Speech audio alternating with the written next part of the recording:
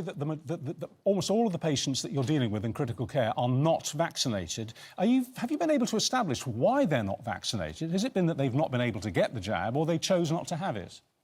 I couldn't obviously pass comment on individual patient care, but we do know that your chances of becoming sick with COVID are higher if you're not vaccinated, and we still have a proportion of the population that aren't vaccinated. There have been other issues as well. I think there's been issues with pregnant women getting mixed advice on whether or not to have vaccination earlier on in the pandemic. So there has been incidences of pregnant women being in our intensive care units with COVID.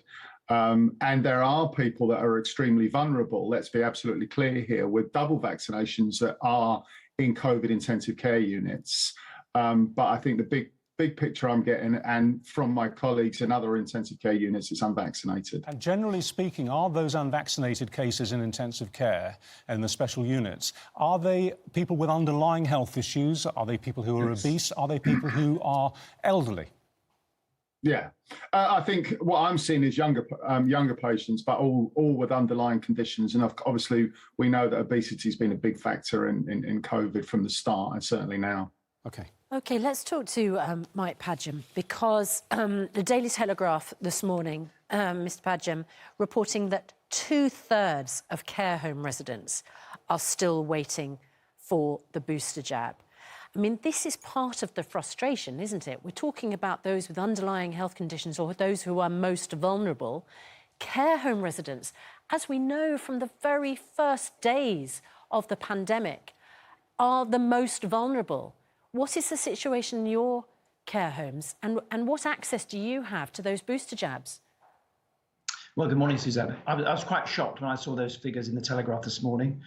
Personally, in our own care home at the minute, we're doing fairly well compared with the national situation. But I'm concerned for other people in the rest of the country in terms of what's happening, because we know what happened in the first wave.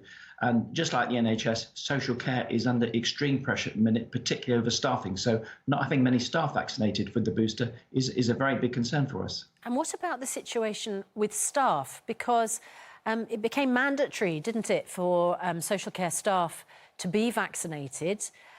Many people thought that was absolutely right because of the vulnerability of the people that they're caring for. But of course, you have pressure on staffing numbers, don't you? What has been the fallout of that?